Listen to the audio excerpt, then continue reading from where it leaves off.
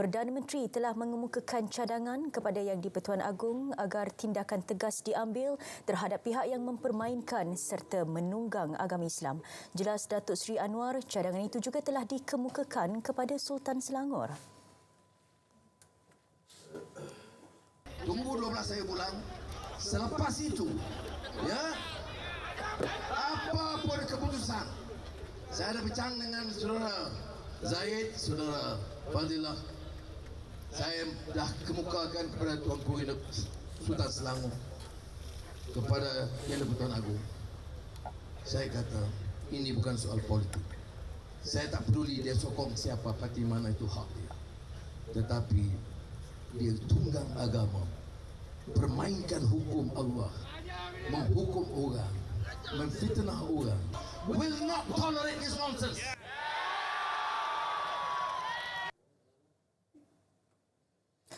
Barisan Nasional BN berikrar mempertahankan kerajaan perpaduan dengan memberi sokongan penuh kepada kepimpinan Datuk Seri Anwar Ibrahim. Pengerusinya Datuk Seri Dr. Ahmad Zahid Hamidi yang juga timbalan Perdana Menteri berkata, ia penting demi kestabilan negara. Yang paling penting, apabila kerajaan perpaduan diwujudkan di bawah kepimpinan Yang Amat Berhormat Datuk Seri Anwar Ibrahim, saya dengan rakan-rakan dalam Majlis Tertinggi dan Barisan Nasional mendukung kerajaan perpaduan yang ada di negara kita. Apa dia masalah madani yang ada? Kita ada orang Cina, kita ada orang India. Adakah mereka terpinggir? Adakah orang Cina terpinggir? Adakah orang India terpinggir? Iban Karazan, Mama. Kita adalah bangsa Malaysia. Semua bangsa dipertahankan di negara kita ini. Ini kerja siapa? Parti Komponen Kerajaan Perpaduan dianggap sebagai penyelamat negara. Timbalan Pengerusi BN, Datuk Seri Muhammad Hassan berkata, Pakatan Harapan dan BN adalah dua parti yang menyahut seruan Yang di-Pertuan Agong berikutan negara ketika itu tergantung selama 3 hari selepas PRU ke-15. Kita menyelamatkan keadaan. Kami Barisan Nasional dan Pakatan Harapan menyelamatkan negara. Bukan senang-senang nak suka-suka orang cium kau cium dan tak ada. Baru bercium lagi lah.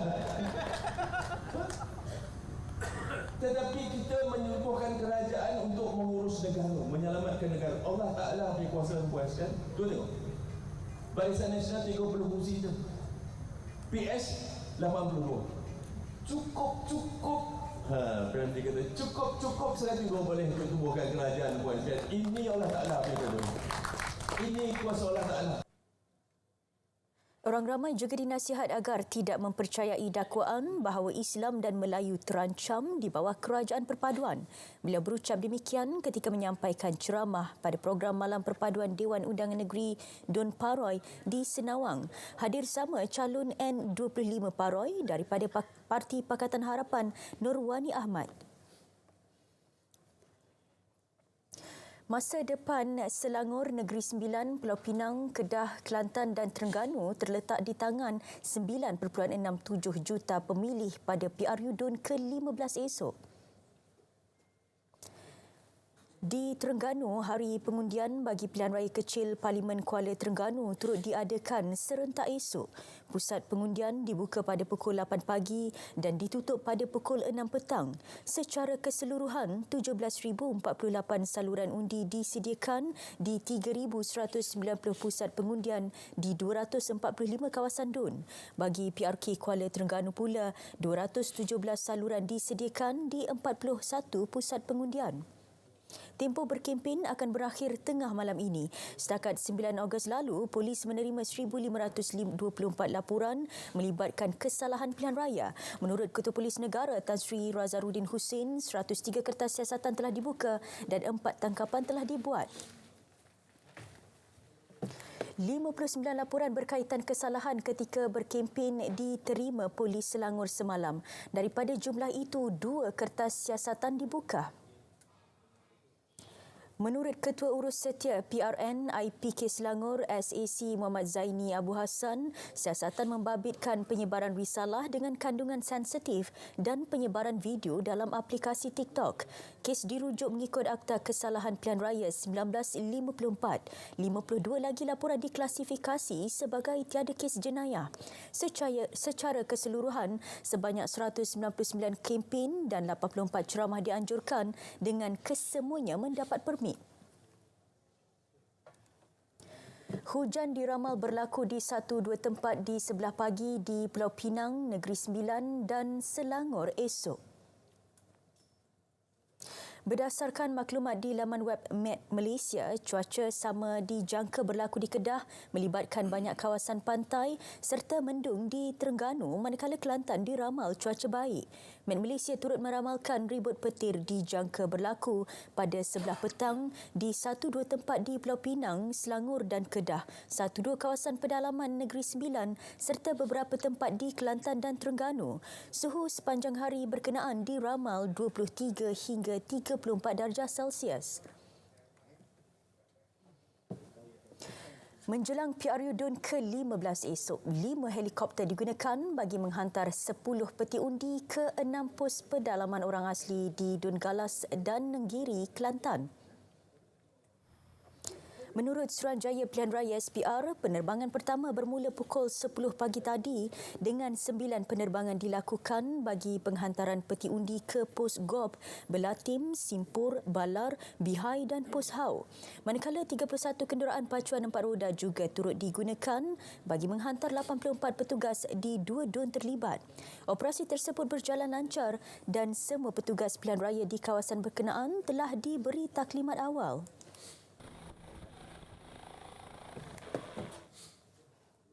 Sementara itu, di Negeri Sembilan, 15,901 petugas SPR pada hari pengundian esok telah diberi taklimat awal. 387 pusat mengundi akan dibuka di 36 dun dengan jumlah pengundi seramai 864,425.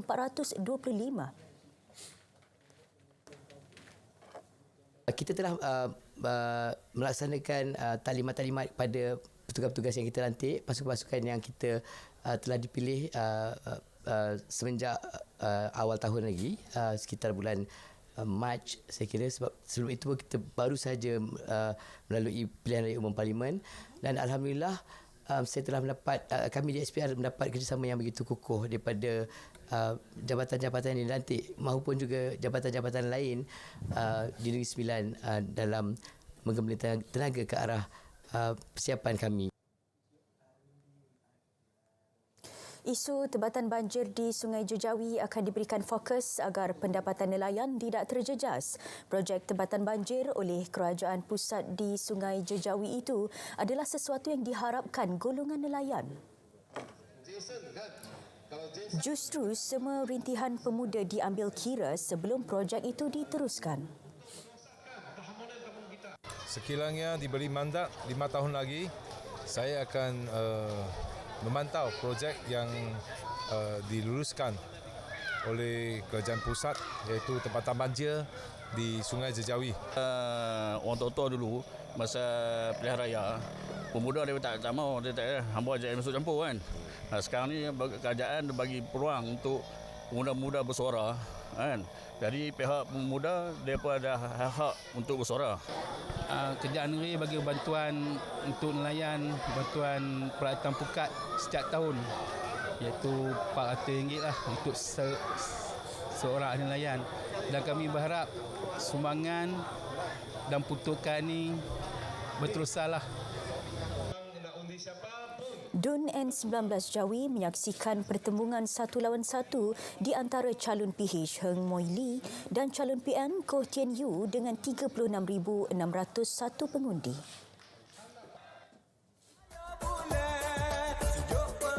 PRU DUN Kelantan ke-15, adakah anda salah seorang pengundi?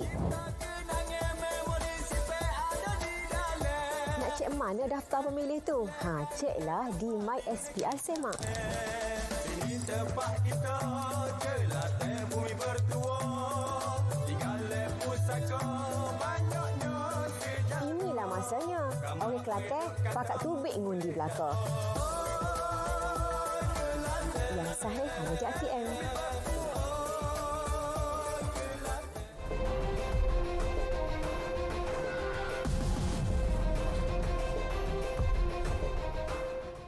Perkembangan luar negara, angka kematian kebakaran hutan di Hawaii meningkat.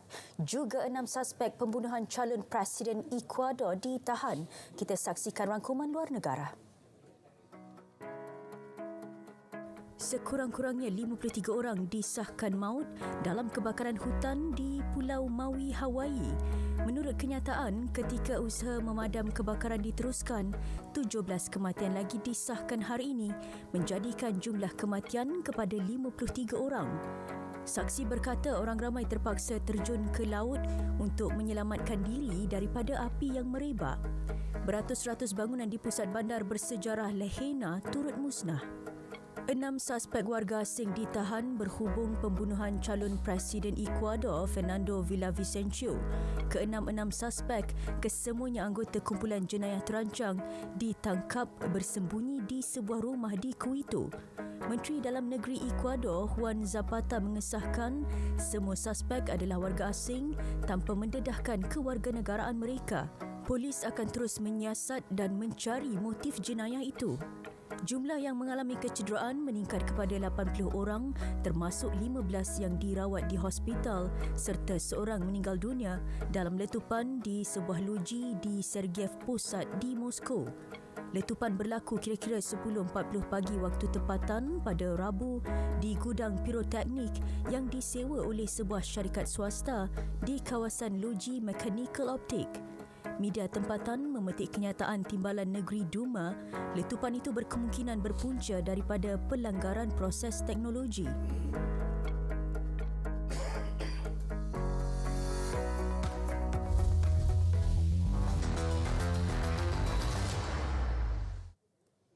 Perkembangan sukan, ketiadaan pemain golf negara di Sukan Asia Hangzhou bulan depan nyata mengecewakan pemain profesional nombor 1 negara Gavin Green. Menurutnya ia amat merugikan buat pemain negara kerana mereka akan terlepas pendedahan di peringkat tinggi. Gavin yang baru menjuarai Piala Corolla Cross 2023 di Putrajaya semalam berkata, walaupun gagal memenuhi kriteria, jawatankuasa pemilihan tersebut seharusnya menghantar sekurang-kurangnya 2 pemain ke tamasya tersebut. Yeah, that is quite sad. I heard about that, and I mean, how are you going to let our golfers improve if you don't send any golfers? You know, the exposure and experience is something money can't buy. Menurutnya, penyertaan di tamasya itu perlu dilihat sebagai pelaburan untuk pemain menggilap bakat dan kemahiran untuk menjadi lebih baik. Jawatankuasa pemilihan Sukan Asia terdiri daripada pegawai Majlis Olimpik Malaysia dan Kementerian Belia dan Sukan sebelum ini menetapkan hanya akan menghantar pemain di kedudukan 8 terbaik Asia.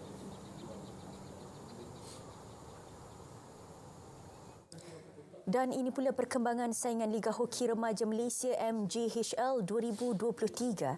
SSTMI Thunderbolts melangkar kemenangan kedua dalam aksi kumpulan Super Pools menundukkan SMK DBL PHJ MSNJ 3-0 di Stadium Hoki Nasional Bukit Jalil. Skuad kendalian Wan Muhammad Roslan Wan Abdul Rahman cemerlang meledak 3 gol masing-masing pada suku pertama, kedua dan ketiga.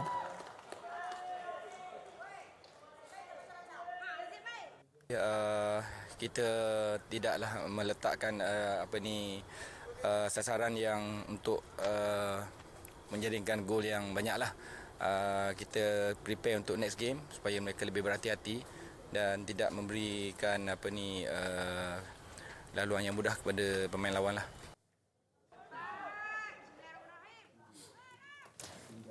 Sedara, berita tengah hari berakhir di sini. Terus setia bersama Berita RTM untuk perkembangan sahih sepanjang masa. Malaysia Madani, tekad perpaduan penuhi harapan. Assalamualaikum.